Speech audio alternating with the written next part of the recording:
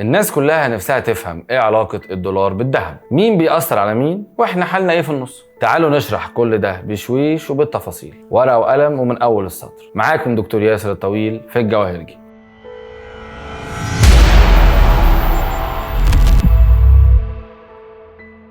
طبعا مفيش جدال ان الدولار هو العملة العالمية رقم 1، وطبعا مقبولة للتعامل جلوبالي، يعني في اي حتة في العالم. وطبعا زمان كان الذهب هو العملة الرسمية حوالين العالم، عشان كده بتلاقي دايما ما بينهم نفسنا شوية. ركز بقى معايا كده عشان موضوع الدولار والذهب ده موضوع كبير قوي. علشان اشمعنى الدولار يعني؟ ليه مش الاسترليني او الروبل او حتى الجنيه المصري؟ احنا عرفنا في الحلقة اللي فاتت ان الذهب بدأ يستعمل كعملة سنة 564 قبل الميلاد. الناس بدأت تتعامل بالذهب والفضة كفلوس، لحد ما الناس بدأت تتضايق ان هي ماشية بسرعة من الدنانير، فالدول بدأت تفكر في حل للمشكلة دي. فجت المملكة المتحدة سنة 1821، فبدأت تاخد من الناس الذهب وتخزنه عندها وتديهم مكانه سندات اللي هي بتساوي تقريبا نفس قيمة الذهب. وبعد كده الموضوع ده دخل مصر ساعة الملك فاروق في أواخر القرن ال19 تقريبا، وهو ده بقى بداية الغطاء الذهبي. يعني إيه بقى يا طويل الغطاء الذهبي؟ يعني الدول بدأت تخزن الذهب عندها وتطبع بنفس القيمة دي فلوس وتدي للناس، والعالم كله بقى ماشي بالطريقة دي.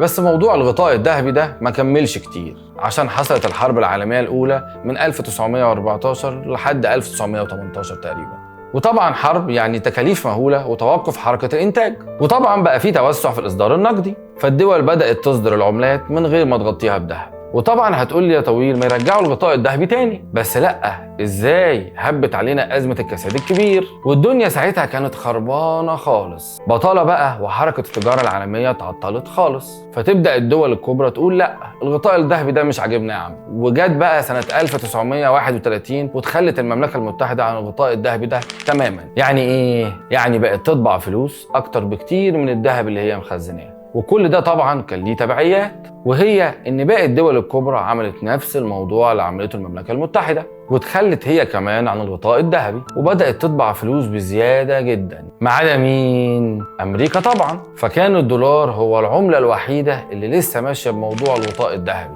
بس كده يعني ده اللي حصل؟ لا، ده اللي جاي أوحش من اللي راح. ركز بقى معايا كده، عشان قامت حرب عالمية تانية والحال ما يسرش والتجارة العالمية تقع أكتر. فيقوم إيه بقى؟ تيجي أمريكا وبريطانيا سنة 1944 يفكروا يعملوا نظام نقدي جديد تماما في مؤتمر برايتن وودز. النظام ده عبارة عن إيه بقى؟ نظام قائم على قاعدة صرف الدولار بالذهب اللي هو 35 دولار لكل أونصة. طبعا هتقول لي أنا كده مش فاهم حاجة خالص.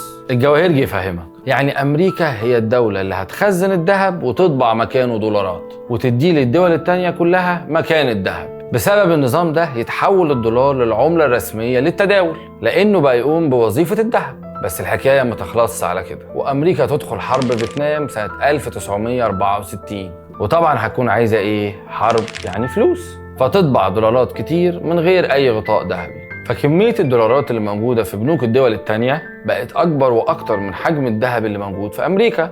والليلة دي كلها طبعا من غير ما تقول لأي حد إن هي ناوية تطبع دولارات. فالبلاد المجاورة قلقت قوي من أمريكا إن هي هتقدر تغطي الدولارات بالذهب. وطبعا الدول بدأت تطالب أمريكا بإن هي تبدل ملايين الدولارات دي بالذهب. فأمريكا تجيب ورا وتصدر قرار سنة 1971 إن هي هتوقف الالتزام بتحويل احتياطات الدولار لذهب، وكمان سعر صرف الدولار مش هيكون ثابت، والدولار هيتحدد بقوة العرض والطلب اللي في السوق.